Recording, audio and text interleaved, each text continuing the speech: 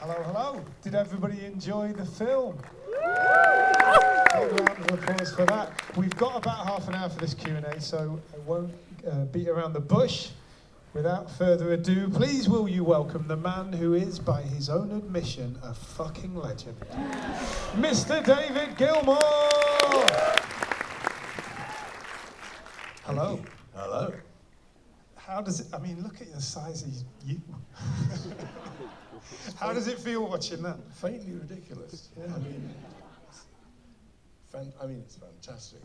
It looked and sounded incredible, right? Is that the first time you've watched it through, or have you? As a whole thing, apart from in a small screening room, ages ago when we were still working on it, the whole thing finalized, put together like that, not like that. And what did you think? I couldn't fault it. Good. That's good. Gavin Elder breathes a sigh of relief. Yeah. It looked and sounded incredible. Why did you pick Rome, of all the shows you did, why Rome to document? It's self-evident, really, isn't it? That beautiful place, all those beautiful buildings, and a chance to whiz some drones around and get all those distant shots, close-ups. I mean, who wouldn't choose that place? Yeah, it did look pretty incredible. So could have been a shed somewhere. Exactly. Well, I mean, shed. Royal Albert Hall, Madison Square Garden. You had some good options. Obviously the tour came about because of the album Looking Strange. Tell us about how you feel about that album now. It's a year since it came out this week. What are you thinking about that album now? My feelings about it are the same as they've been ever since before we finished it, that it's just magic. I love it. I think it's really the best work I've done forever. Sorry to be so modest, but... Which is not a given, is it, at this point in your career? You can't assume you're going to be hitting a kind of career high. What do you mean? But the critical reception, the popular reception, going to #1, all that. I mean, it must have been an incredible thing. It's really, really thrilling. What can I say? Been bang on about it for ages. So then, were you always going to tour it? Was that always the plan? Yeah, we always planned to do a tour.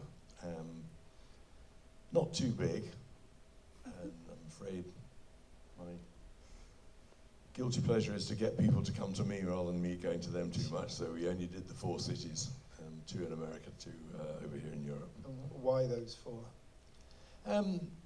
They're all central sort of places.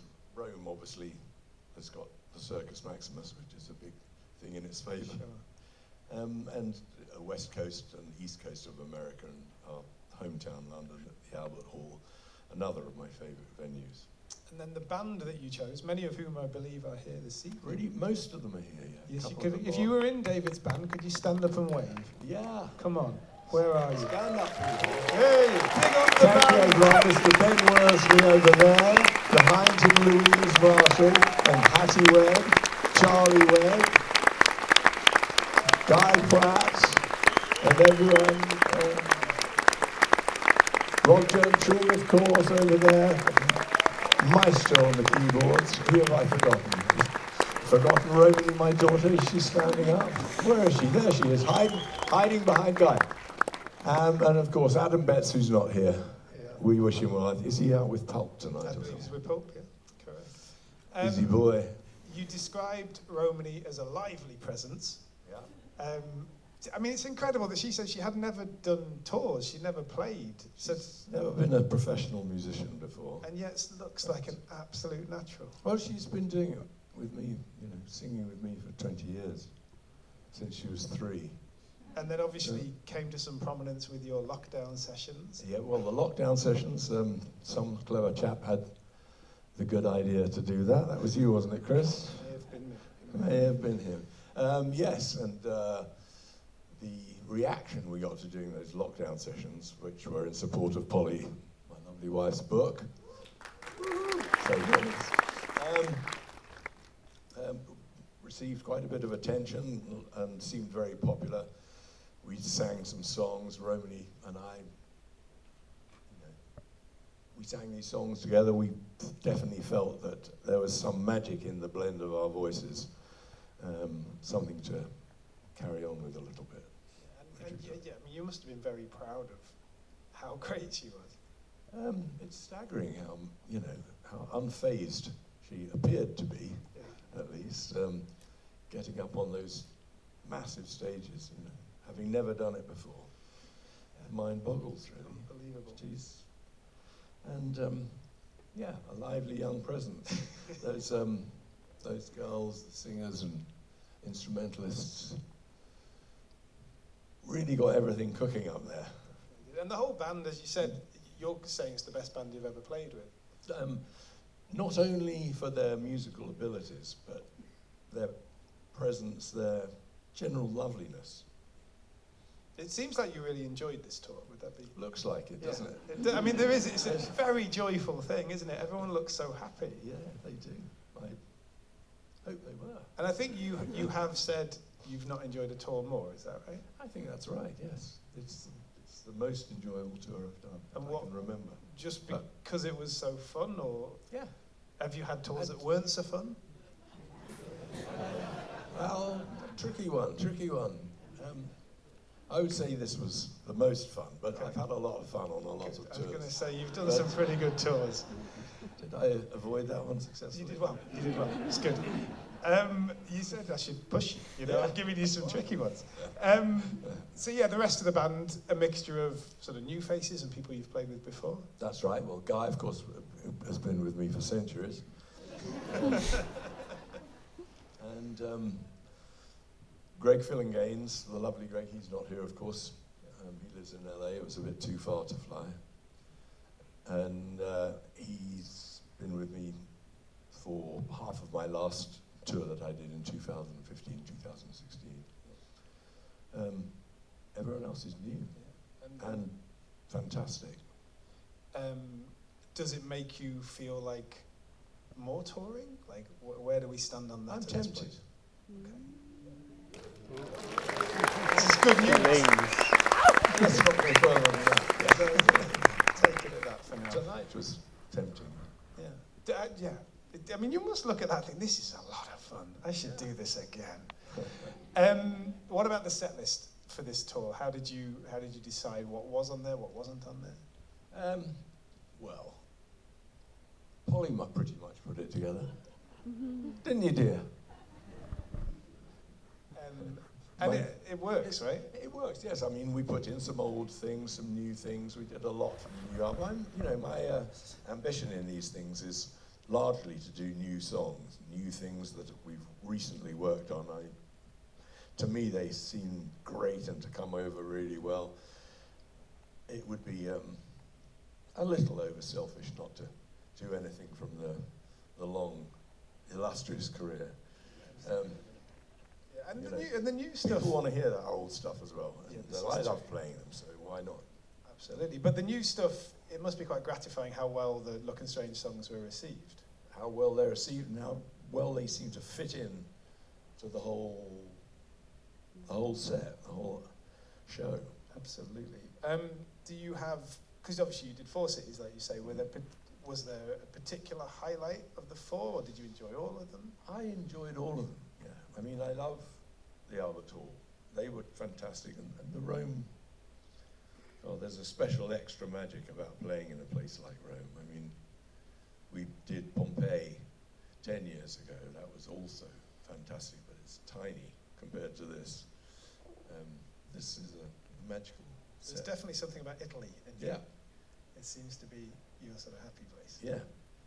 And they say even the crowd we saw at the start, like outside the hotel and singing the same, it really felt like Rome was kind of taken over by Camp Gilmour for that week.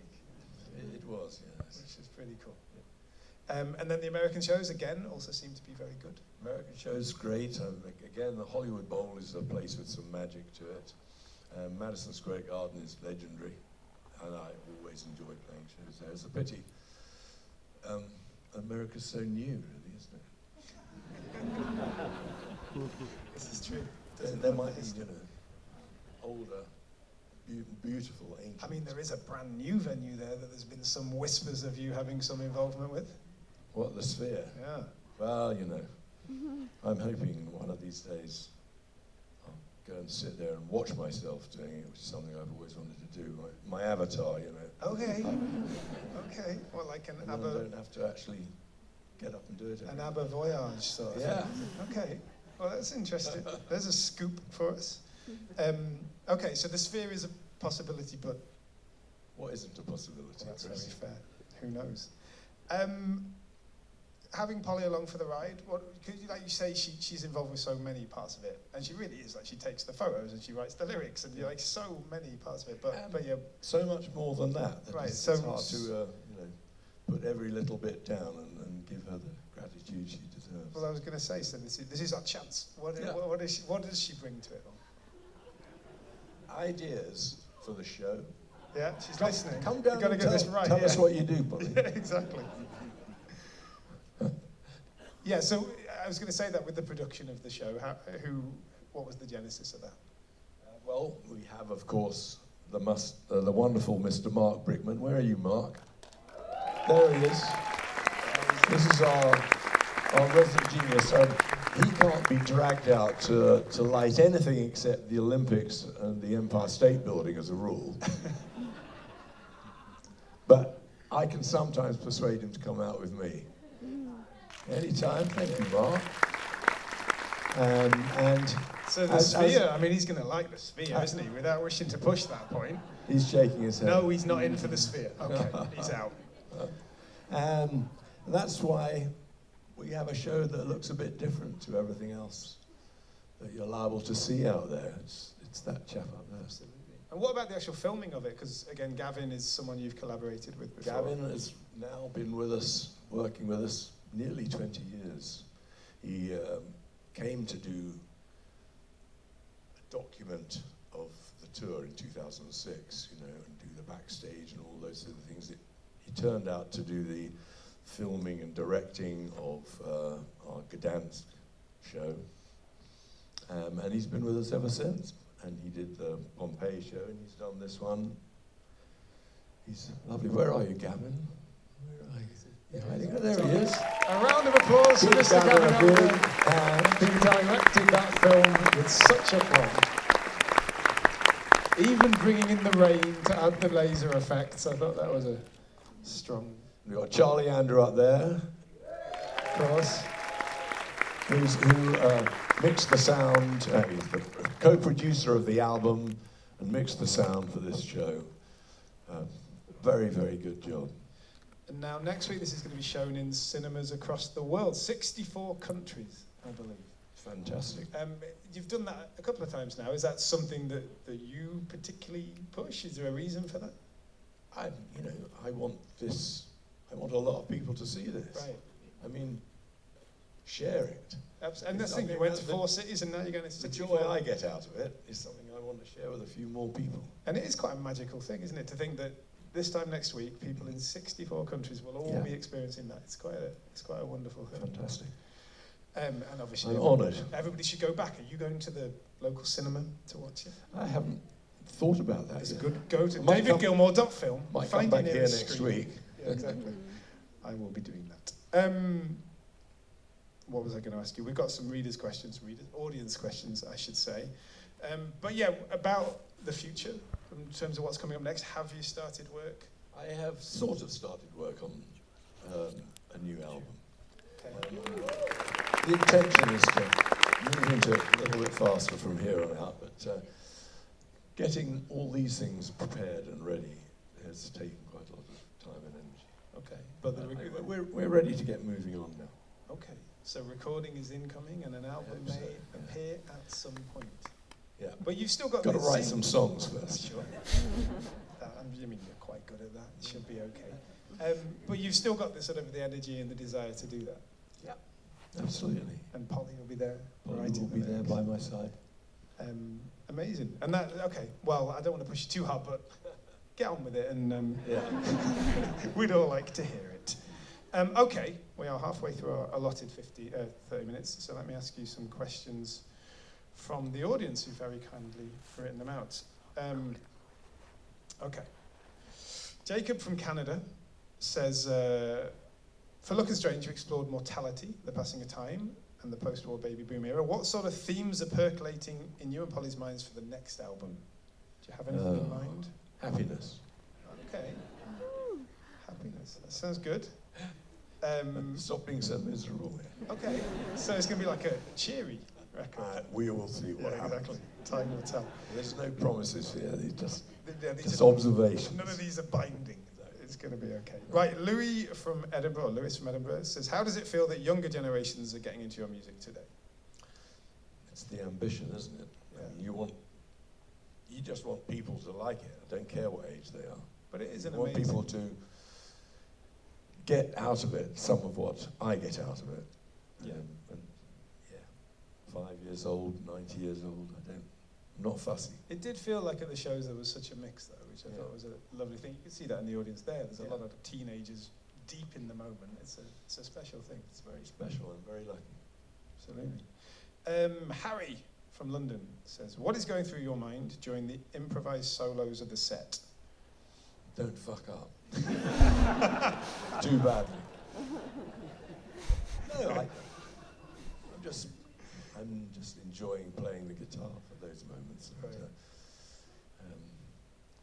wondering how brave to be. Okay. It's really clear how much you still enjoy it, just watching that. It's a nice thing to say.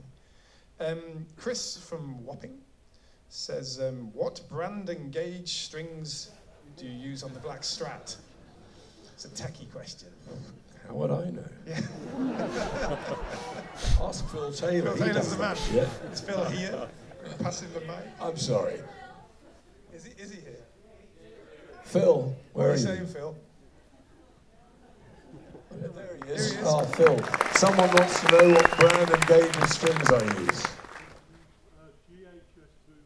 GHS Boomers. Yeah. 10 to 48. Those are the Taylor, gauges. round of 10 applause. is in, 48 spike back. That's very good. Khan Wright from just outside Croydon, quite specific. When you think back over your life and all What's the his great... name? Khan. Khan. C-A-R-N. Our dog Khan came from Croydon, didn't he, Folly? I don't think this is from the dog, but possibly... Well, he's the late great Who Khan, can so it seem unlikely. Anyway, sorry about that, Khan. The question is, woof, woof, woof. The question, when you think back over your life and all the great achievements, which composition do you feel most personally connected to? It's a good question. Tough question. There's so many, and there are different reasons for liking so many of the songs. They all, sings from this last album, scattered from this last album. A Boat Lies Waiting that we did. There's tons of them. It's even comfortably numb a bit. Sure, a bit. David from High Wycombe. It's a good question, this. I like this one. Okay. Have you got a favourite volcano? David's segueing into a secondary question with this, but that is the first question. Well, I suppose Mount Vesuvius would be the one that you'd have to go for, Springs really, to wouldn't mind. Which leads into the second part of the question. Any more ideas for venues you'd like to perform at?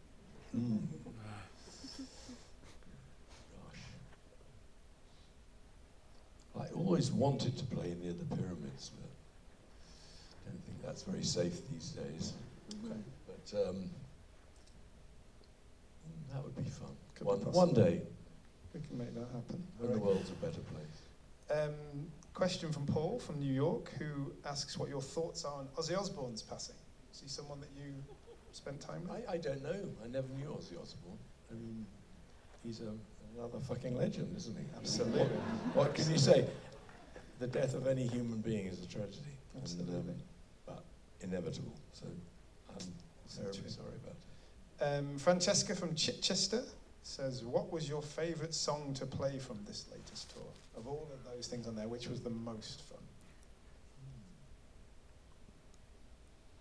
Gosh, I don't know. I can't answer that. Okay. I mean, maybe The Piper's Call. That does look fun. That's a lot of... Yeah, that's a lot of fun. Yeah, that looked fun. Neil Jones from East Sussex says, how much pressure do you feel?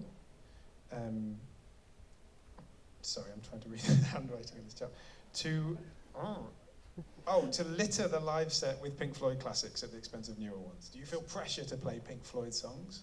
Of course, a bit, but it's not a big pressure. I can cope. Right, the balance was achieved. I think we achieved a pretty fair balance. Yeah, that's there are people who would disagree. Yes. Fuck them.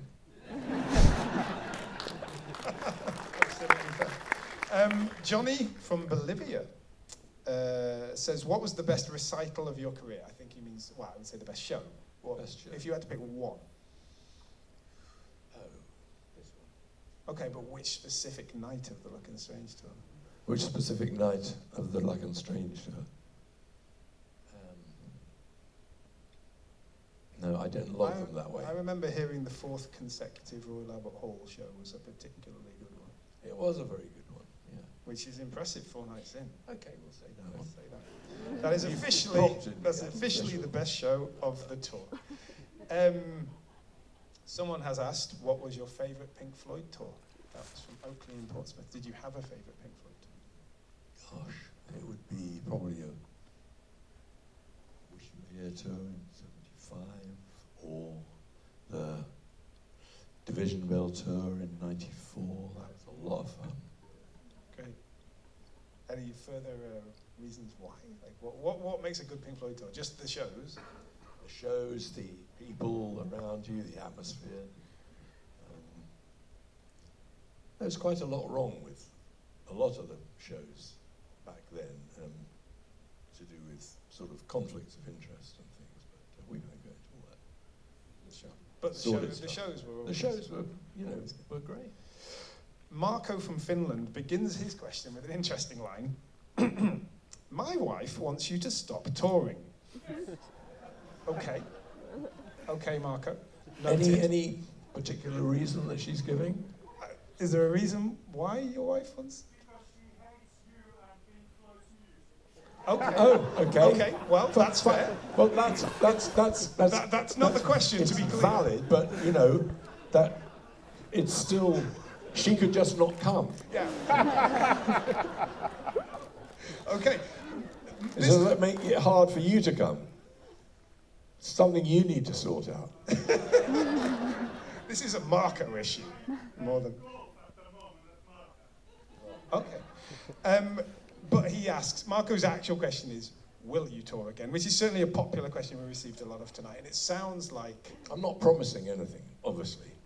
But I certainly not ruling it out. I would quite like to at some point. Right. You don't feel like you're done. I think there's a lot of enthusiasm in the room for that. We have one more question, because we've rattled through, and this is from Gary in South East London, who asks, what have you got left to achieve?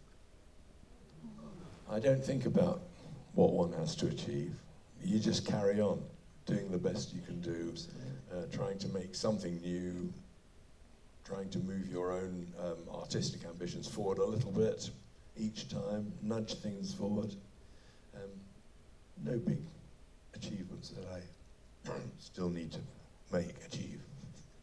But you're pushing forward, and you're kind of ready to go, and the album's coming. When it comes. Good answer. Ladies and gentlemen, please give a big round of applause for David Gilmour. Thank you all for coming.